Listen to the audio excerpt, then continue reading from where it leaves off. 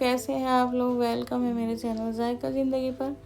तो चलिए आज हम मिलते हैं और एक न्यू रेसिपी के साथ जो बहुत लजीज बनकर तैयार होगी और झटपट बनकर तैयार होगी। तो आज हम बनाएंगे बिहार की बहुत ही फेमस डिश निमोना, जो ये मटर से भी बनकर तैयार होता है और कच्चे चने से भी। और कच्चा चना सिर्फ बिहार में ही मिलता है, बिहार और बनारस में। तो चलिए हम आज कच्चे चने का निमोना बनाएंगे। तो यहाँ पर मैंने ले लिया है 250 ग्राम के तकरीबन कच्चा चना, जो इसको मैंने अच्छे से वॉश कर रख लिया है। और ले लिया है हमने कुछ मसाले। ये देखिए इस तरह का एकदम कच्चा चना है। और यहाँ पर मैं ले लूँगी 4 मीडियम साइज के आलू। और यहाँ पर हम ले लेंगे कुछ मसाले, जिसमें अदरक का टुकड़ा है, हरी मिर्च, हरा धनिया और ये लहसुन ले लिया है मैंने यहाँ पर। और जो ये चना है, कच्चा चना, इसका आधा हम दरदरा पेस्ट बना लेंगे इसका, और आधा हम इसको बचा देंगे, एक साइड रख लेंगे। तो यहाँ पर मैं इसका आधे का पेस्ट बना लूँगी। और हमको इसका एकदम फाइन पेस्ट नहीं बनाना है, दरदरा ही छोड़ देना है। और इसका भी मैं पेस्ट बनाऊँगी बाद में। तो यहाँ पर हम इसका पेस्ट बनाएंगे। और आपको अगर मेरे मटर के निमोने की वीडियो देखनी है तो वो भी मेरे चैनल पर अपलोड है, आप उसे भी जाकर देख सकते हैं। तो यहाँ पर ये दरदरा मैंने चना पीस लिया है।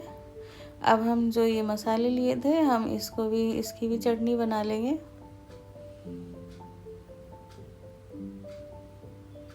आपके यहाँ पर इसको क्या बोलते हैं कमेंट्स बॉक्स में ज़रूर बताना। और क्या ये आपके यहाँ मिलता है। तो इसका भी मैं यहाँ पर चटनी बना लूँगी। तो यहाँ पर इसकी भी ये चटनी बनकर तैयार है। और यहाँ मैंने लिए हैं 4 मीडियम साइज़ के आलू, इसको भी हम टुकड़ों में कट कर लेंगे। और इसी तरह से हम इसके सारे टुकड़े बना लेंगे। और उसके बाद हम कढ़ाई रख देंगे गैस पर गर्म होने के लिए। और इसमें डालेंगे हम अब सरसों का तेल। और जो ये आलू के हमने टुकड़े बनाए थे, हम इसको भी इसी में डाल देंगे और इसको हम करेंगे फ्राई। इसको हमें 80% तक फ्राई करना है। और इसको हाई फ्लेम पर नहीं करना है कि ये बाहर से जल जाए और अंदर से कच्चा रह जाए। हम इसको मीडियम फ्लेम पर ही करेंगे, जिससे ये अंदर तक अच्छे से पक जाए। तो यहाँ पर ये हो चुका है। अब हम इसको निकाल लेंगे एक प्लेट में। और उसके बाद हम यही वाला तेल यूज़ करेंगे जो हमने इसमें डाला हुआ है। इसमें हमने यहाँ पर 1/2 चम्मच जीरा डाला है और 1/2 चम्मच हम यहाँ पर डाल देंगे हींग। और हींग के बाद हम डालेंगे 2 तेज़पत्ता।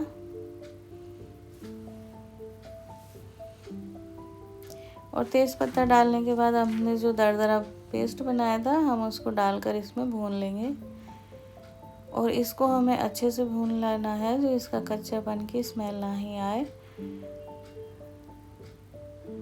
इसको हम इसी तरह से भूनते रहेंगे। आपको मेरी वीडियो कैसी लगती है कमेंट्स बॉक्स में ज़रूर बताना। अगर आपको अच्छी लगती है तो एक लाइक और एक शेयर ज़रूर कर देना। तो यहाँ पर ये अच्छे से भुन चुका है। अब हम इसमें एक मीडियम साइज़ का टमाटर डाल देंगे और इसको भी हम अच्छे से भून लेंगे।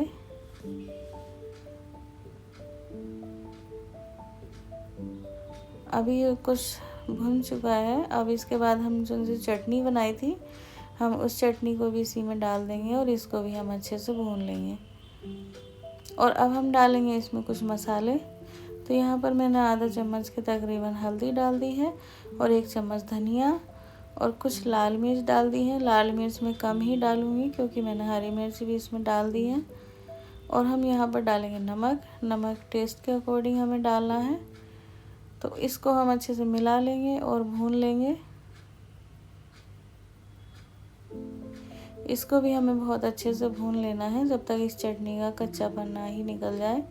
और हम कुछ देर के लिए यहाँ पर लगा देंगे लिड 5 मिनट के लिए। तो यहाँ 5 मिनट हो चुके हैं। तो हम देख लेते हैं हमारा मसाला इतने अच्छे से भून कर तैयार हो चुका है। और इसमें सब खुशबू भी बहुत अच्छी आ रही है और इसकी स्मेल कच्चेपन की ख़त्म हो चुकी है। तो जो हमने कच्चा चना बचा कर रखा था, वो भी हमें अब यहाँ पर डाल देंगे और इसको भी इसके साथ ही भून लेंगे। इसको भी हमें अच्छे से गला लेना है भूनते भूनते।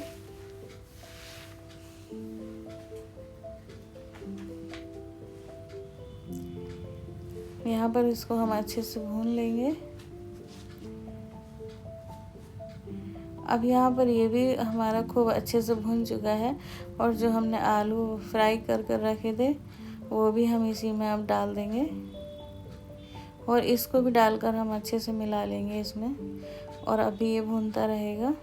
और अब हम डालेंगे इसमें पानी। तो हमको इसमें हाफ गिलास पानी डाल लेना है और इसको अच्छे से मिला लेंगे और इसको हम पकाएंगे 5 से 7 मिनट के लिए, जिससे कि हमारा जो आलू है वो 20% बचा हुआ वो भी गल जाएगा और जो चना है तो चना भी सॉफ्ट हो जाएगा। और अब हम इसके लिड लगा देंगे 5 से 7 मिनट के लिए। तो यहाँ पर इसको 7 मिनट हो चुके हैं। अब हम इसको देख लेते हैं। तो ये है हमारा निमोना बनकर रेडी हो चुका है। कितना अच्छे से बिल्कुल एकदम तैयार हो चुका है। तो चलिए अब हम इसको एक प्लेट में सर्व कर लेते हैं। तो यहाँ पर मैं इसको निकाल लूँगी। यह खाने के लिए रेडी है। ये बहुत ही टेस्टी बनकर तैयार हुआ है। आप इसको एक बार ज़रूर ट्राई करें और मेरे साथ बने रहने के लिए थैंक यू।